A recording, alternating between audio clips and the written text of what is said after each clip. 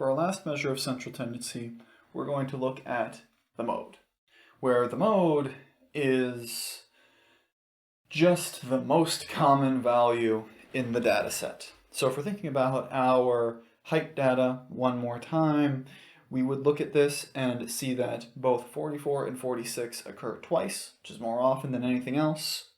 So those would be the modes. And because we have two modes, we call that data set bimodal. If we have a single unique mode, we call it unimodal, and I'll talk about this a little bit more later, but here we're seeing one weakness of the mode, which is, well, it's not always guaranteed to be particularly useful, and if you have a data set consisting of entirely unique things, it's actually not of any value at all because it won't exist.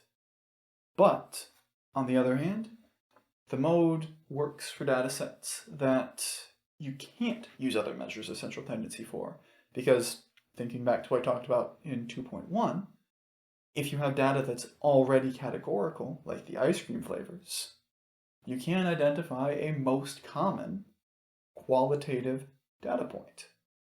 Whereas you can't find a median qualitative data point because inherently there is no middle value, no matter how bland you think vanilla ice cream is.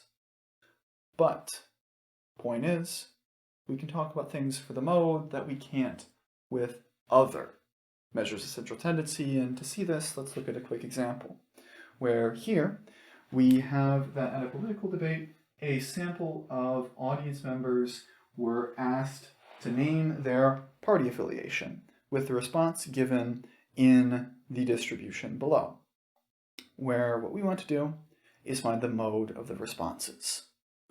So here, we're just looking for the most common response. We're looking for the one that comes up the most. And looking at that table, it happens to be ordered from, well, most to least. So, because it's at the top, it has the most things. In this case, Democrat is the mode. And that's all there is to it.